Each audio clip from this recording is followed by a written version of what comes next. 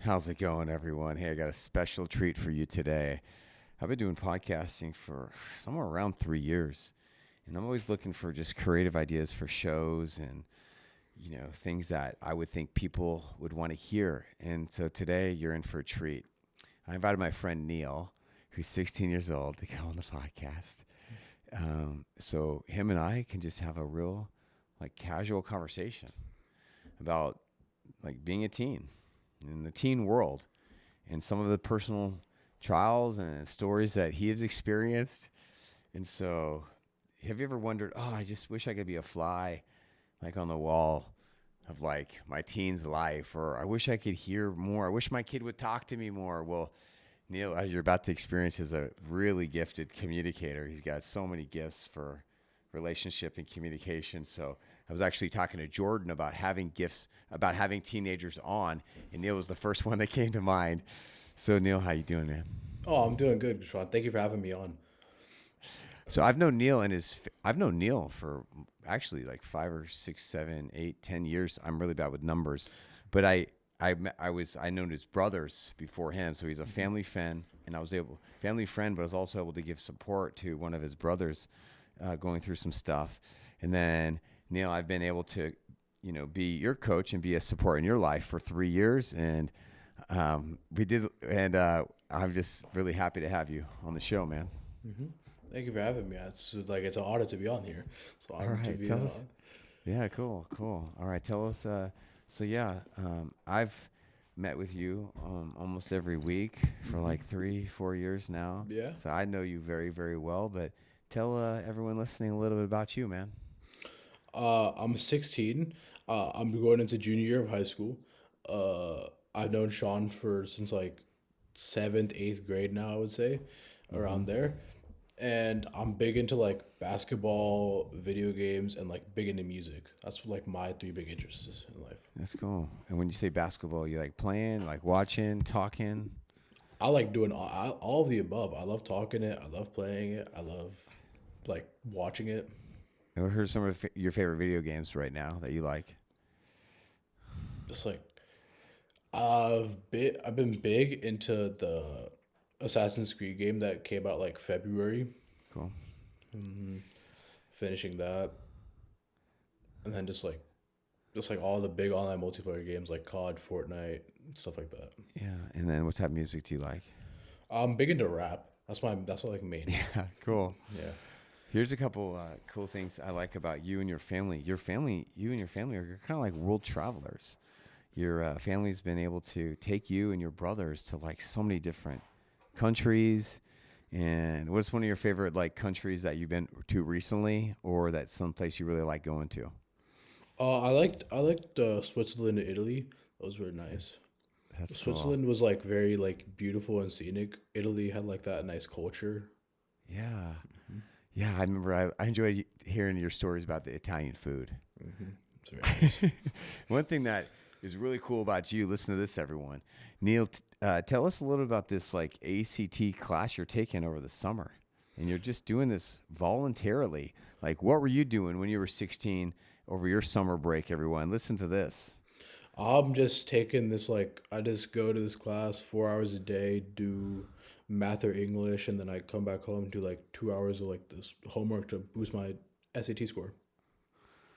Isn't that amazing, everyone? And listen to this. We're filming this podcast at 9:30 in the morning. Neel woke up early because he couldn't film it later because he's got the ACT class. Yeah. So you're just dedicating 4 hours every day. What a boss move, man. Yeah. All right. So when we were talking about what we're going to talk about on the show, one of the key things that I wanted to talk about is like some personal struggles that you've gone through, some temptations, some hard stuff, some juicy stuff, some R-rated, X-rated, some painful stuff. And you were like, I'll do it. I just think that sharing stories and vulnerability and true stories of like help people grow. They help us learn. And as people, most of the people who listen to this, we're just parents trying to do the best we can. So we want to understand you. So is it cool with you if I ask you some really personal questions about some of the stuff you've been through in your life? Oh, that's completely fine with me. All right, let's go back to the story that kind of brought us together. Mm-hmm. So you're in eighth grade. You were dealing with some pretty bad anxiety, really Mm-hmm. bad. Yeah. Like when it's at its worst, what did it look like? What did it feel like? And like, what was happening to you?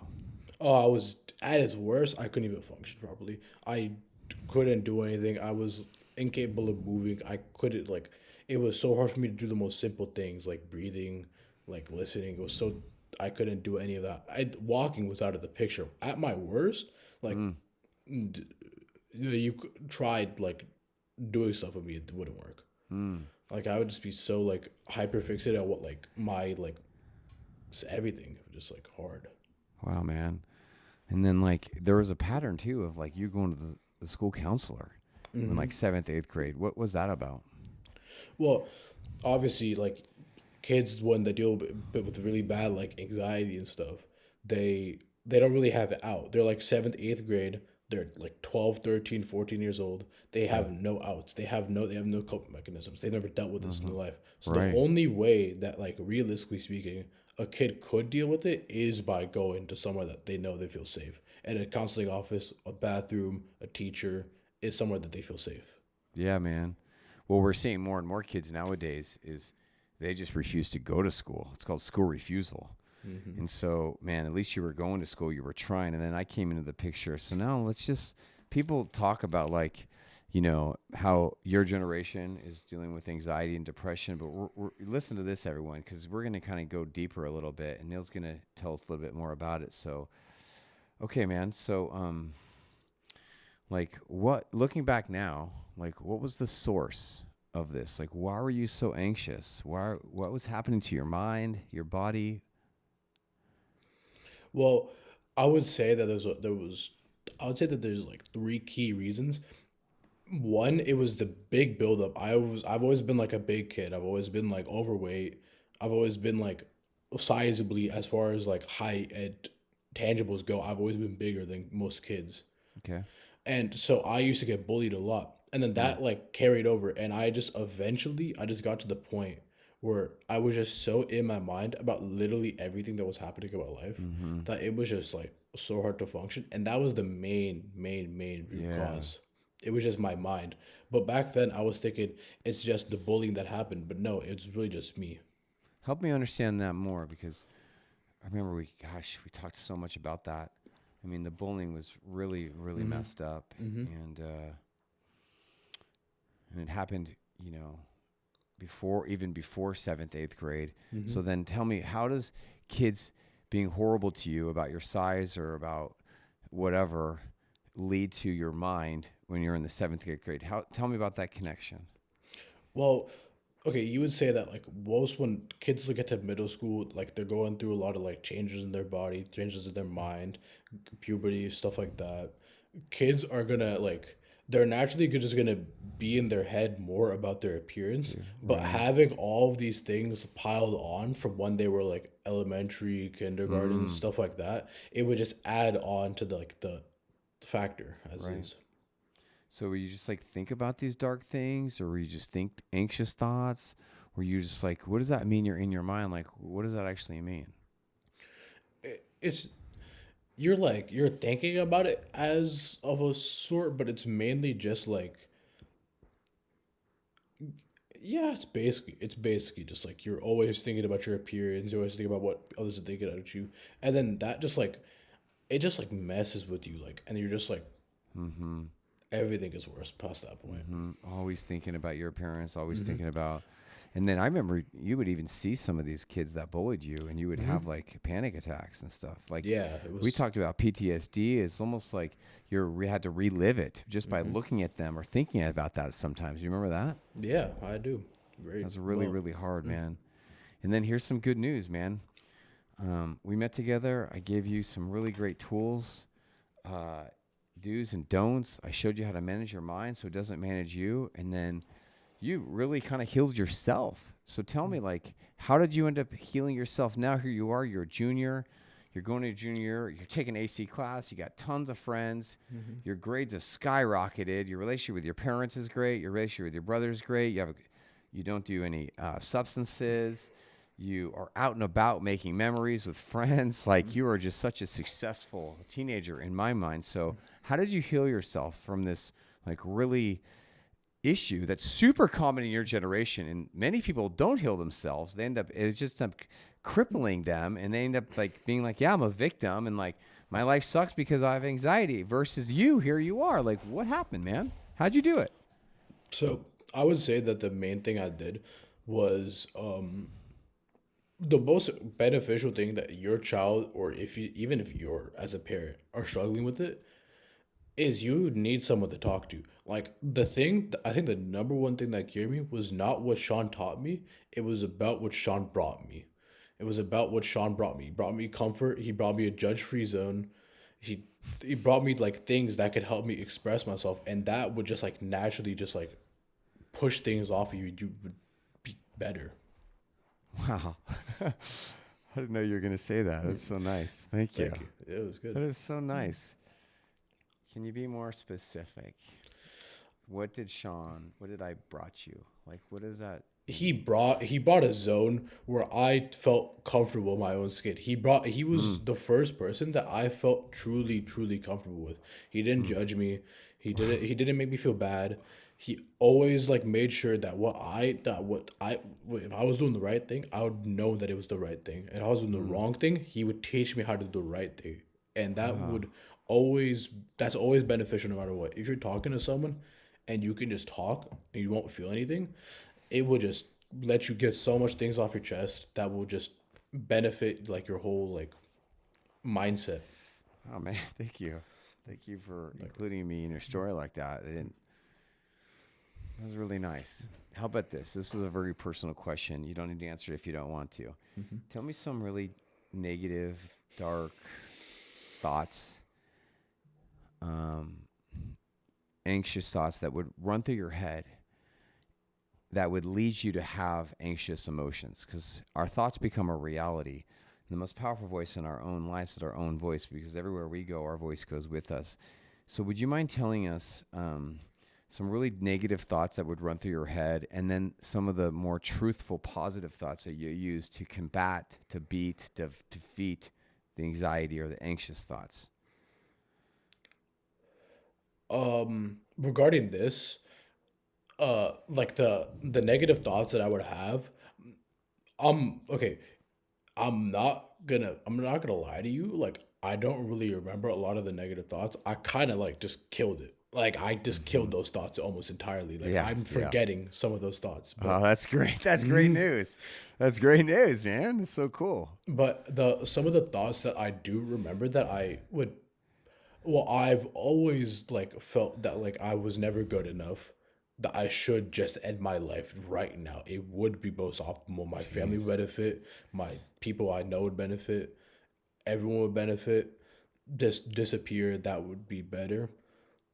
That's kind of the extent that I really remember. Like I'm not the best as far as this topic goes. Yeah. Well, yeah, I didn't prepare you for that question, so I might have just put you on the spot. But But no, as far as the like the true and positive thoughts that I would go through, yeah, I'm gonna recall a story. One of the first like couple weeks me and Sean ever met, he was like, "There's no point in investing all this time and money into me if you're not gonna invest it in yourself. So I'm gonna need you to write down a list of 5 positive thoughts and 5 negative thoughts. And if you can't do yeah. this, we can't be anymore." And I think I still have the list to this day, if we can pull that. Oh, take your time. I have the list too on my phone, but that's your private journal. I would never share that. That's not my life to. But yeah, you wanna bring it up? Yeah. While he brings it up, here's something you can do, like, you know, with your own children if you have some. Let me know when you're ready. I'll tell a story while you bringing it up. Okay? Is like, um, oftentimes what happens is that when your child or teenager is like doing self-deprecation, they're like, oh, you just hate me, or you love my sibling more, maybe I should just die, or okay, I'm the worst. So what they're doing here is they're just overwhelmed with these negative thoughts, these negative emotions. And if your child is saying these things to you out loud, you don't like it. It's hard. It hurts. But it's actually a good thing because they're letting you know this is actually what they're thinking. In many people's cases, and Neel was one of them, you don't go around telling people these thoughts. You don't go up to your parents and say, hey, mom, dad, I'm just want you to know I'm having these thoughts. It's just really hard. It's embarrassing. It's shameful. It's scary. And so if you have someone who does self-deprecation or negative self-talk in front of you, it's like a good thing. At least you know what's going on. And so what we do then, if there's do's and don'ts to this situation, because I can give you all types of skills for this. This is just a short little snippet as Neel brings up his thought patterns, is what we often do the don'ts. Is we say like, oh, don't say that, honey, or don't say that. I love you and your sibling equally. Or we say, hey, you shouldn't be thinking that. And that's not the right thing to do. The right thing to do, the do's, is to say, hey, tell me more. It's okay. Get it out. What's really going on? And then you just hold that. You hold their feelings with maturity, with love, because we've all been there. We all have horrible, dark thoughts, anxious thoughts, depressive thoughts, evil thoughts. And part of the process of healing them is talking to them, just like Neel is wisely telling us at age 16, and just being a safe place for someone to like share and to connect, be a human with, and to say, I'm not afraid of these thoughts, and you're not alone with these thoughts. Now, there's more stuff to do, with these thoughts, but that's a big part of the process of just getting them out, bringing them into the light. So, Neel, did you find your list? Can we be transparent right now? Anything you want, man. Can we edit this part out? Of course. Okay, I got the list, but I low-key don't want to share these. Yeah, don't. Then don't. Okay. Then don't. Okay. Then don't share the list. I'm just gonna say, I was looking through my phone. I think you should just be honest and say, look, I did find the list, but I don't want to share it. I think you should do that. Let's just keep it real. Okay. Okay, so go ahead. So, all right, so take it from here. All right, so Neel, did you find the list? I found the list, but me personally, these are a little too personal, and I don't want to share these. But these are like, I would say that these are maybe I don't know your kid. Like, I'm gonna keep it a buck with you. I don't know what your kid is. I don't know who you are. But if your kid is dealing with these type of stuff, this like list idea would be very beneficial to them. This helped me a lot, and a lot of these thoughts that I have is self-taught that your kid would probably have, more than likely. I love your answer. I love that you just set a boundary with me and everyone, and I love the wisdom you just shared. I think that's just like a really mature thing you did. You said, no, I'm good. I don't want to share. Like, great job, man. Thank you. Great job. Great job. So, can you share a couple positive things? Would you feel comfortable with that? Or like when you get negative or dark or depressive thoughts that run through your head, and I'll share some too. What are some of the lovely, hopeful, positive things you like to dwell on? Would you mind sharing a couple of those? Well, as far as like positive things that I like to dwell, I've always been like the biggest thing that's always helped me, and this probably not gonna help you. It maybe will, maybe won't. Is I always liked fresh air. I always like getting a breather. I always liked when I'm in like a tight, cramped area. I just don't feel good. Like one time I was in like a restaurant. It was so tight and cramped that I just like couldn't function. I just had a panic attack. I was stuck. But if I get outside, it's all open air. It's all just like breathable air. So my biggest thing, whenever I was feeling anxious inside of like a classroom or like a public area, I would just try and go into a space that was more open. Either that was like the bathroom, counselor's office. That's great.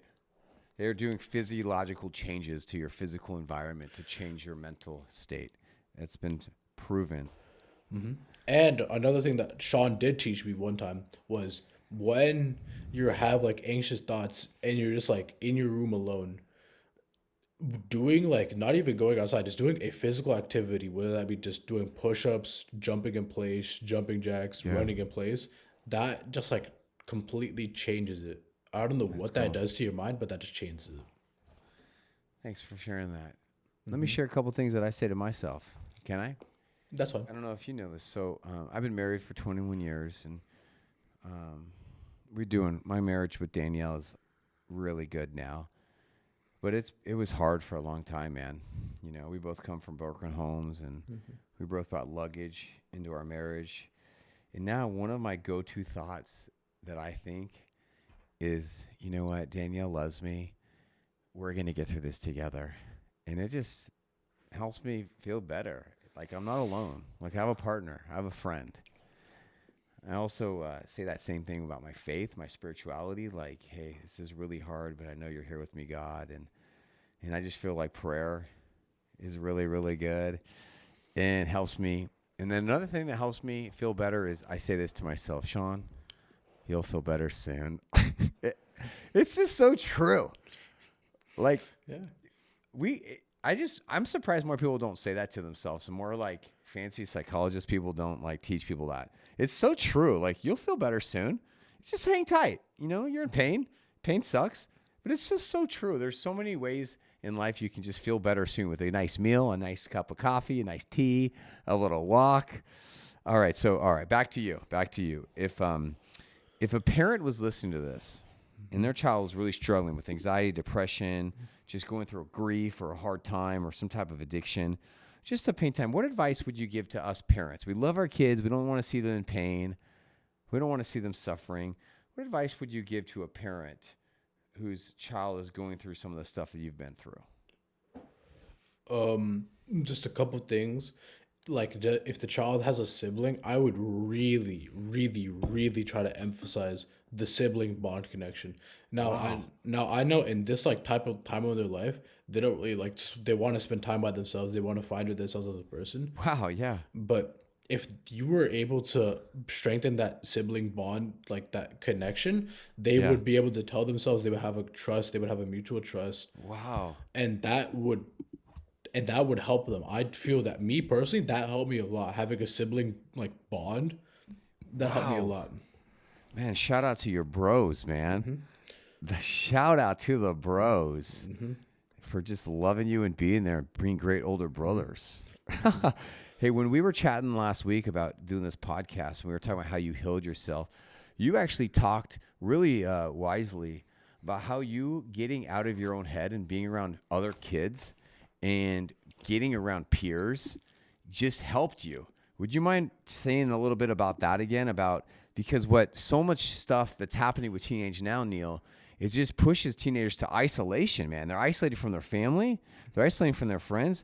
And you were like, yeah, that's actually a big part of how I healed myself. Would you remember that, talking about that? Can you tell us more about that?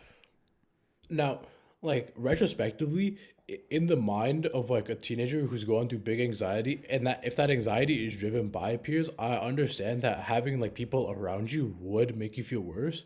But for me, just being social and not being trapped in my own head, thinking about my own thoughts, it really helped me going out more, making new friends, talking to new people. Now, I've always been a like naturally social kid. Like I've always been able to like talk well. I've always been able to like make friends easily. Yeah.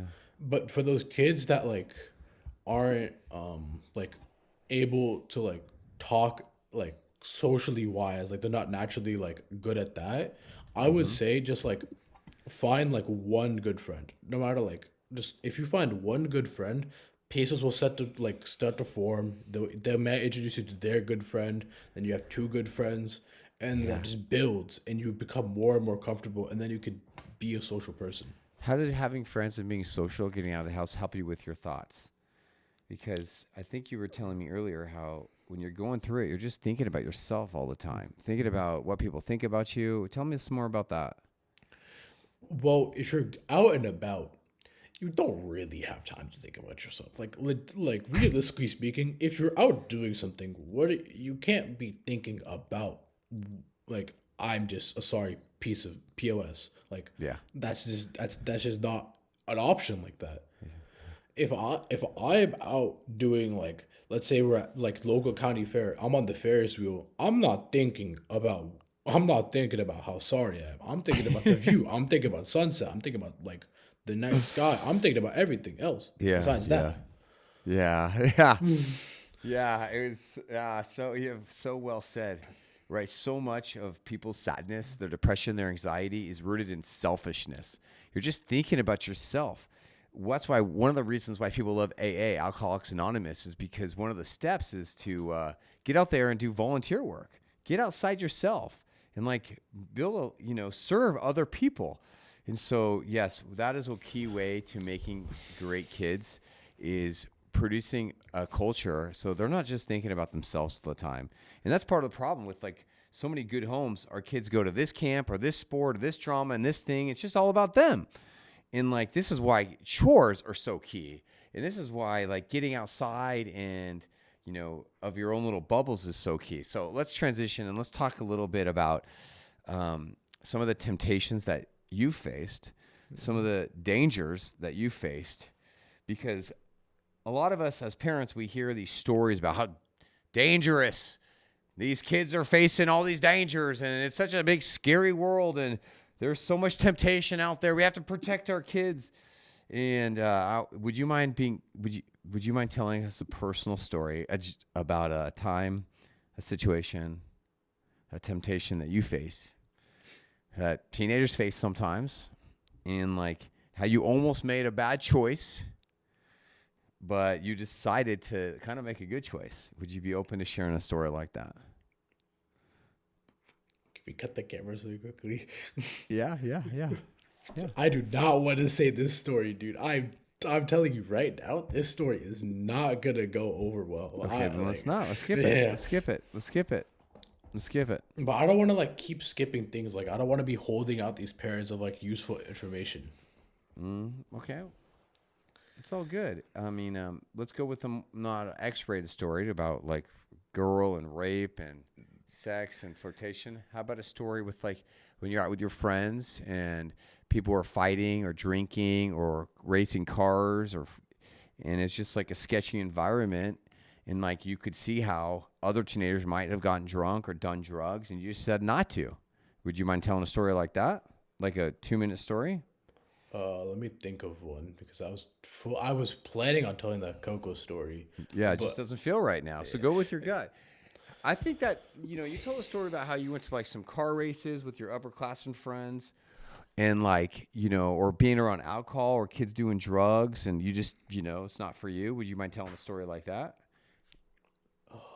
Let me think. Because I don't want to, okay. Like if my parents are watching this, I don't want to leak too much. Like that's like, I'm trying to balance that aspect of it. I'm not trying to leak. Yeah. We could always cut it out afterwards. And, I think that'd be a good story. It's just telling us how you went out and there's people drinking, doing dangerous stuff with cars, smoking pot, and just like, I'm not into that. And I just didn't do it. And I'll be like, well, why didn't you do it? And you'd be like, I don't know. I'm not into it. And I'll be like, well, your brother did it. And then you'll be like, yeah, but I don't want to. I was like, well, why not? I don't want to leak. I don't want to leak Ashwin. Oh, he'll be fine with that. Really? But maybe, yeah, man. We're not saying which brother. Dog, I have 2 brothers. It's a 50-50 odd. Both did it. So what's the big deal? I'm just saying you're just not doing that, and you just tell us why. Okay, so I just tell them. Can I just get a quick drink of water? I'll be right back. Yeah. Right back. Yep.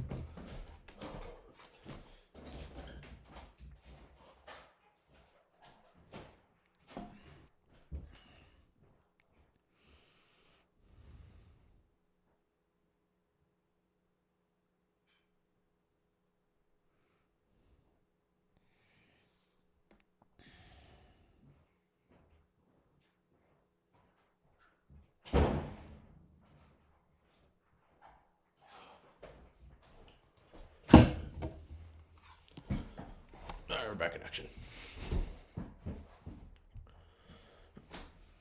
All right, so just quick story. At a party or like some like social gathering event, there's kids doing drugs, there's kids doing alcohol, there's kids vaping, smoking, and I just denied. I never fell in. Yeah. Okay. All right, we're good now. Okay. All right, and all right, take it from there. I'm gonna recall a moment where I was at like this social gathering event, also known as like a party, a high school party, and There was just kids doing like drugs, alcohol, vaping, smoking, Okay, and house party or outside? it was okay. It was a house party, but it like transitioned to like this like park party. Like it just because the house is next to a park. I was just at the park, and there was At everyone a was there. park. How many kids were there? I'd say around 100 to 150 kids at the park, and probably like 50 back in the house ish. How much, are we talking a lot of alcohol or a lot of pot? What other drugs or things did you see? There's only like three main drugs: alcohol, pot, and vaping. Like that's all I Okay. saw. I Okay. wasn't. I would assume in the house there was some other stuff, but I wasn't in the house. I was in the park. Okay, man. Please continue. But there was just kids drinking, smoking, and I was offered many things. I just denied them all. I said I'm not a fan of this. I don't do this stuff. I'm good. And the thing is, like, peer pressure. I've never experienced peer pressure. If you tell a kid I don't want to drink, I don't want to smoke, like that's cool. And they'll offer someone else it. But like Mm-hmm. most peer pressure, I would say comes from internal. Like, should I do Mm, it? Like I've never seen peer pressure like that. Maybe that's just like really? my case by case standard. But Right, I've right. like that. Like that's like the biggest thing. Like when you're in school, like peer pressure is like what are the biggest things you'll face. But like Mm, I think peer pressure is all like mostly a mental thing. wow. Yeah. Good take. Now, what about this? What about like, yeah, it's if some random kid at your school comes up and like, hey, you want to vape or you want to drink? It's a lot easier to say no to that kid. But what happens when like your best friend or one of your best friends is like, hey, let's get into this or we should do it again? I mean, isn't that going to be a lot harder to say no to, or is it easier because that's your best friend? It's like they know you and they're going to honor your boundary. Me personally, like the friends that like got into, I don't have that many friends that got into it like that, but I know some that did. Whenever they offered it, I was like, no, I'm not doing this. But if I was like super close to the kids, I'm part of the minority that would try and be like, not like why are you doing this, but what is the purpose of doing this? Like Hmm. there's no point to doing this besides you just want to do this just to do it. Yeah. So let me ask you a personal question. Like, why? Why not do it? If your friends are doing it, like, why are you like this? Why are you not going to do it when other people are just doing it or checking it out or trying it or want to get high? Why not? I mean, like the first, like doing it once is so much more worse than you for doing it than never because Hmm. like we're making dopamine receptors like currently like going through puberty. Right. Having stuff that would like influence your dopamine would mess you up more than being an adult and doing it and trying it because your dope. Yeah.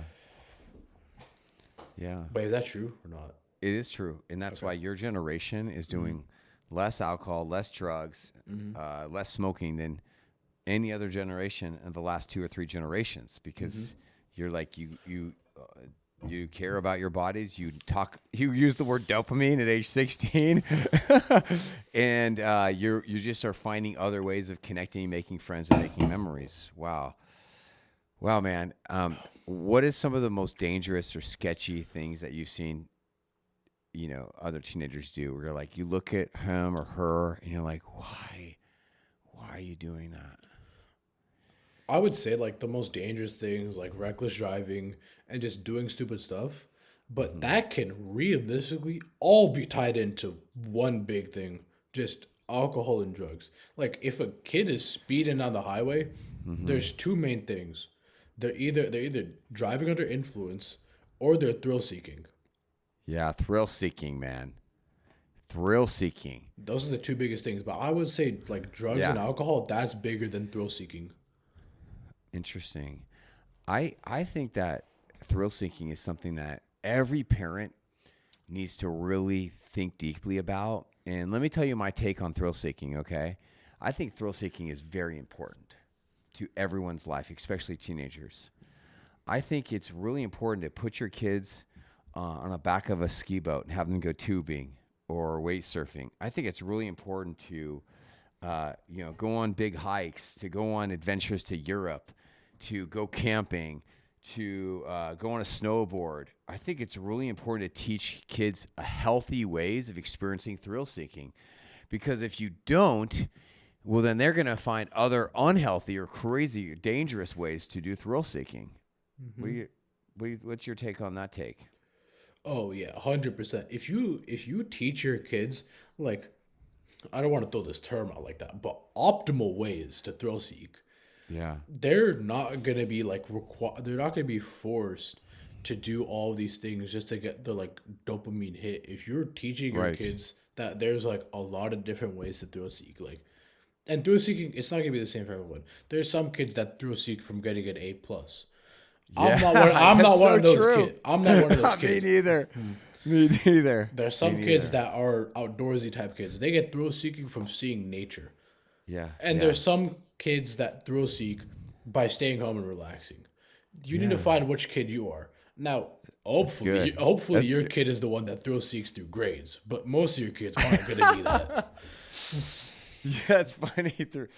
I don't know, man. I don't know if I want my kid to be a thrill seeker through grades. Why? I don't know why you said that. Like, Okay, you're like, you're like talking about someone who's not even you. Like, I don't know if that's the best thing to find thrill seeking through grades. I don't know, I mean, man. it's I haven't heard that before. It's just so it's a brilliant thing to say. I just don't know if I agree.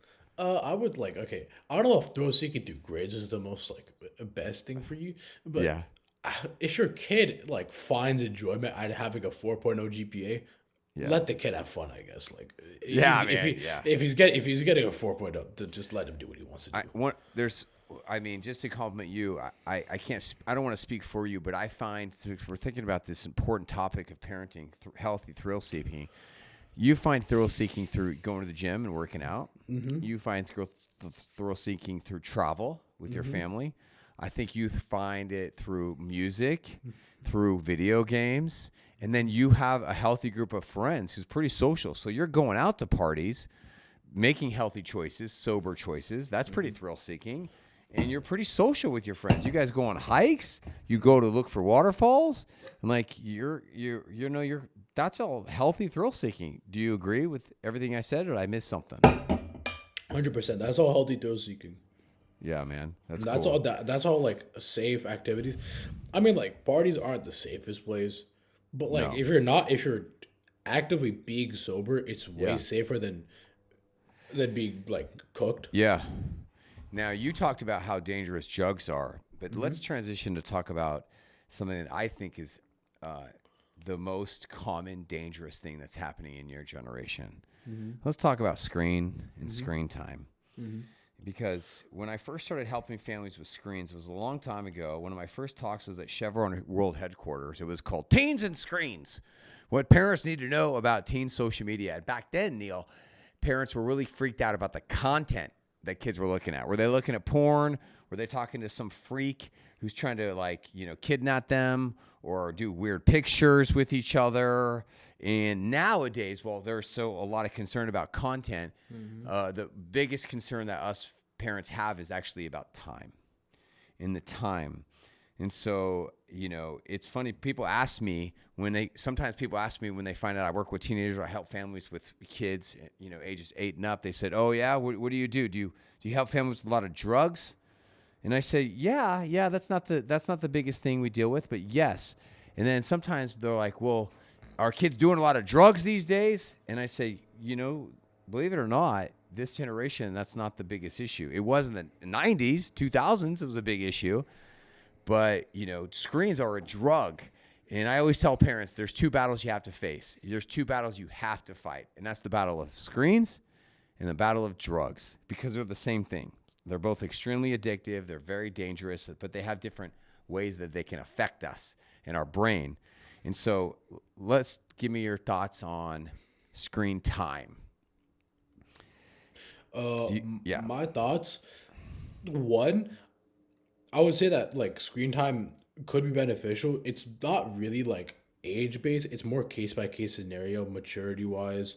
How, like, if the kid has the maturity, if their kid is 16, has the maturity of like some like 8-year-old kid, limit the screens. Like, I don't. There might be bigger issues to be tackling there, but I would say one of the bigger things is over sheltering a kid, because those kids that like I've seen it, the kids that like are over sheltered, they're the ones that are like not socially, like they're not very social. They're like very like weird, and they just when they get freedom, they just like they go through the weird stage at 18 years old, which is like when you're like figuring out Right. yourself.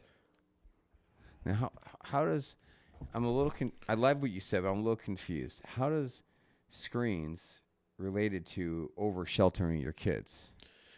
You don't let the kid do anything. Like you're gonna let the kid go outside, doesn't let him play video games, don't let him use screens. Like what is the kid doing all day?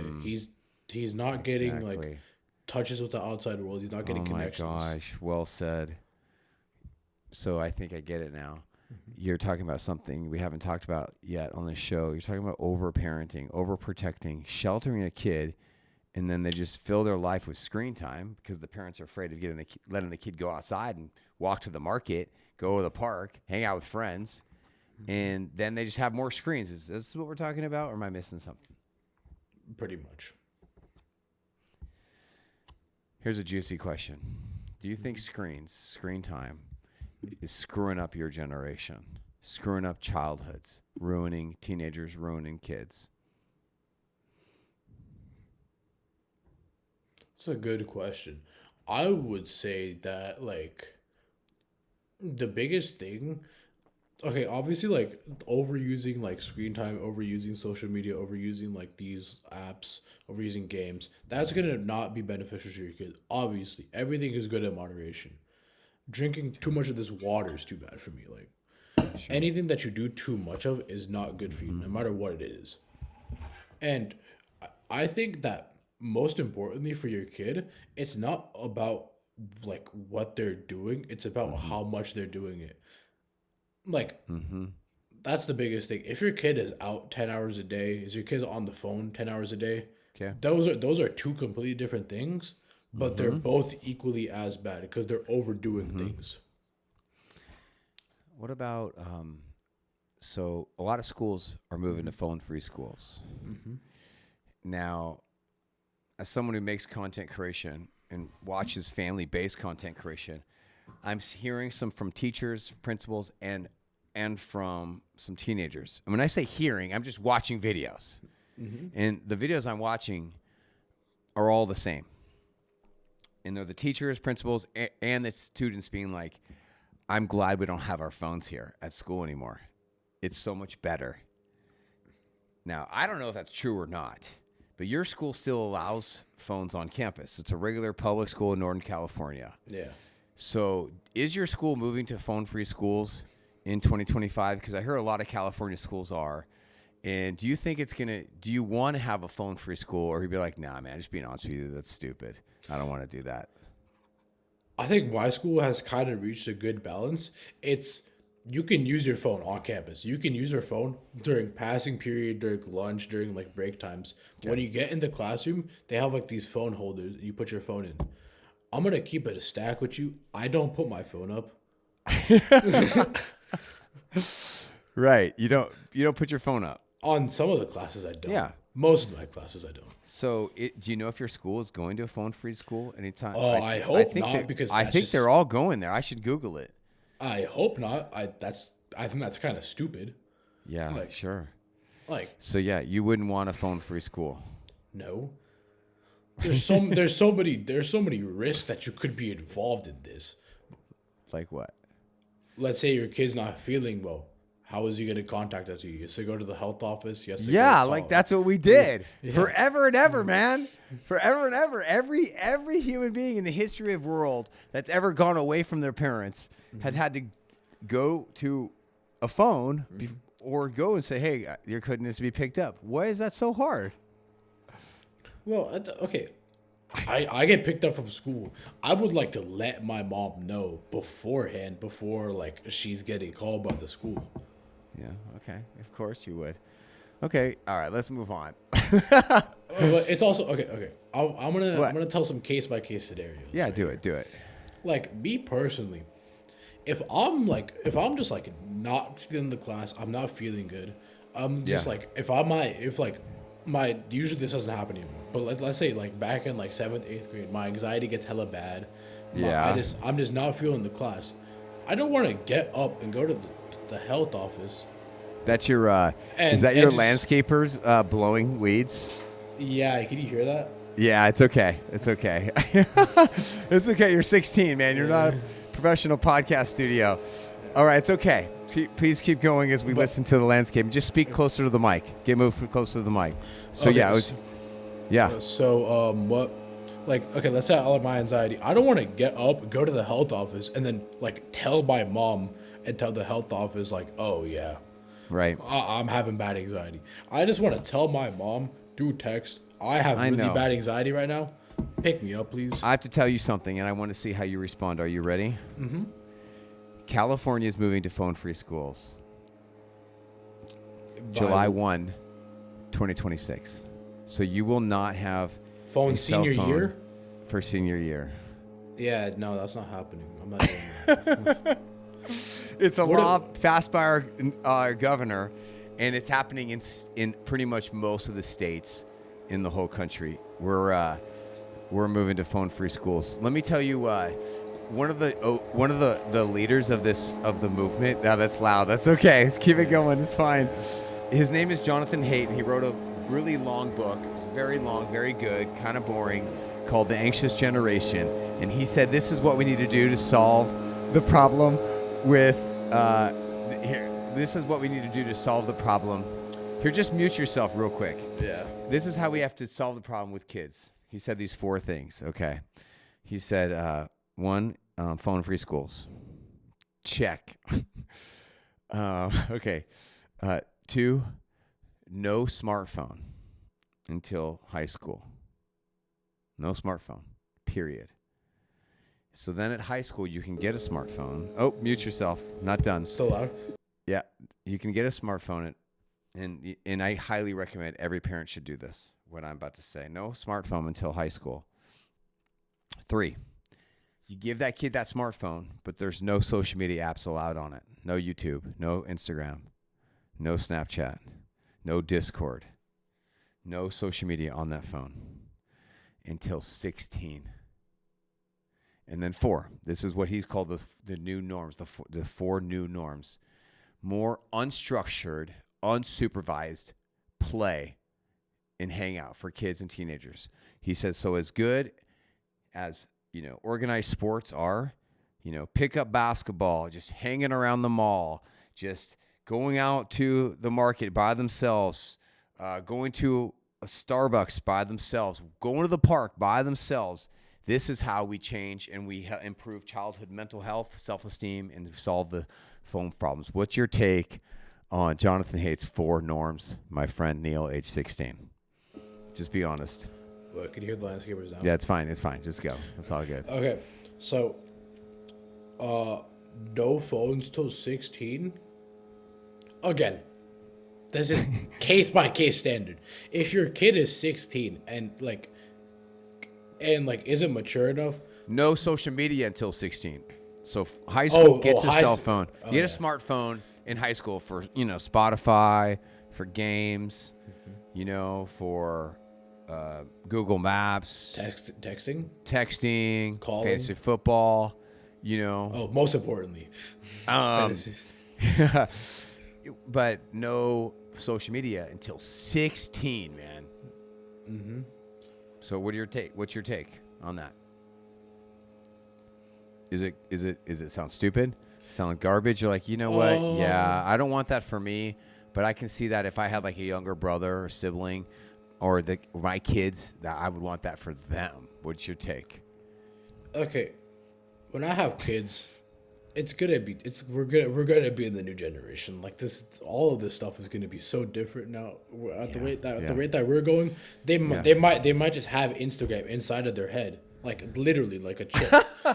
At that point, what am I meant to do past that point? Like they can just do it whatever they want. It's hard to even imagine. Yeah, you can't even imagine what's gonna happen.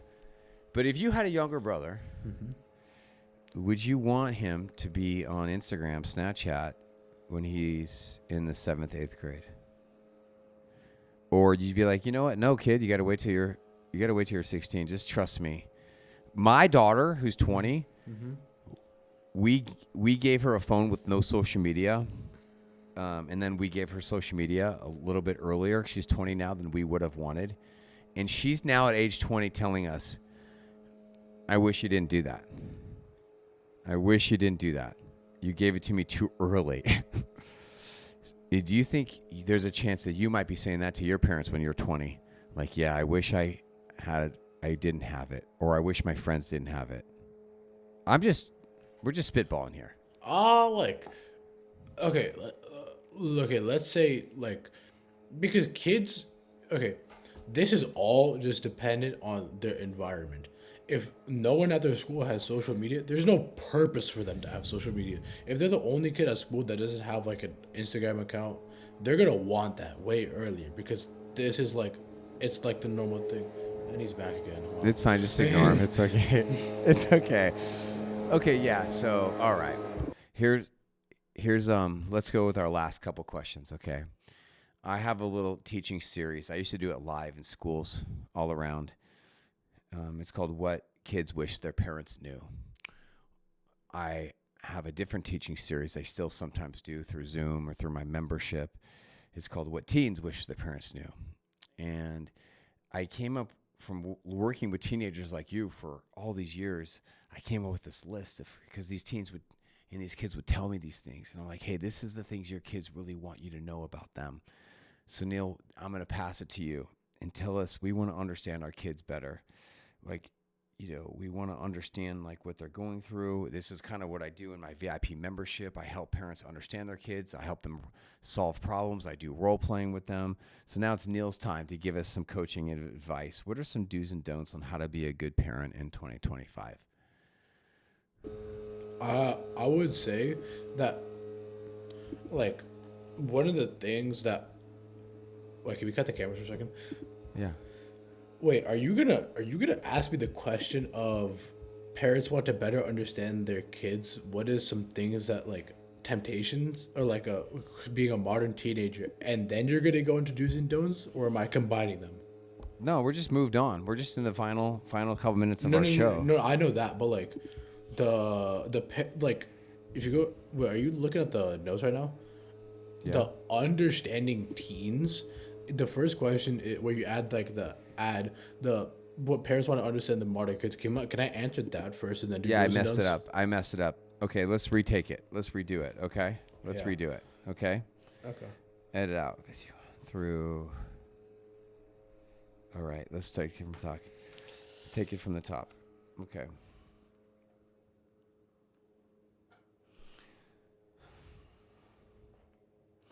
Okay. All right, Neel. So now we want to learn from you. What do you think parents should know about being a modern teenager? Like, what's that like? What do you think we should know about your generation?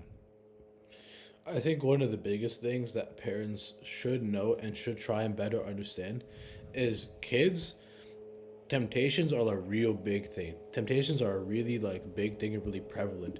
And if your kids like succumb to temptations, which is fine, you can't reprimand them for going into these temptations.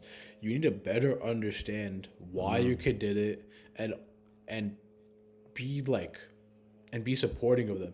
If my kid did drugs, I wouldn't reprimand them for doing the drugs. I would try and sit and try and talk with them. I would try to understand That's good. what was the reason why you did it. Was it peer pressure? Was it, even though I don't even think it's like that. What was it like? Was it just out of thrill seeking? Was it out of like curiosity?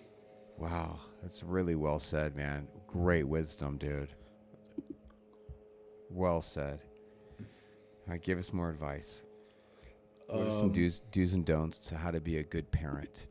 I give parents advice on good parenting every day, but we want to hear from you. How to be a good parent in 2025? What are some of the tricks or keys? Obviously have like a set of like boundaries and control over your kid, but I would say that trying to like kind of almost befriend your kid and try to have like a trustworthy environment could be very beneficial towards your children. And just like not reprimanding them for the littlest things could really go a long way in this like building trust. Because if every single little thing I did wrong, my parents yelled at me, I wouldn't trust my Mm-hmm. parents. Like, I'm gonna keep it a Mm. stack with you. I wouldn't trust them at all. I wouldn't tell them anything. But if I trust my parents, I would be able to tell them what I'm doing, and you would be able to get better insight into your kids is the main thing. I don't know if you all just heard that. That was so incredible and so helpful. This is my last question on the show for you is going to be about what you just said. So the last question is about trust. We often talk as parents. We also think like, hey, kid, I need to be able to trust you. Okay. If you go out with your friends, can I trust you? Okay. Make good choices. I need to be able to trust you. But what you just talked about is so important.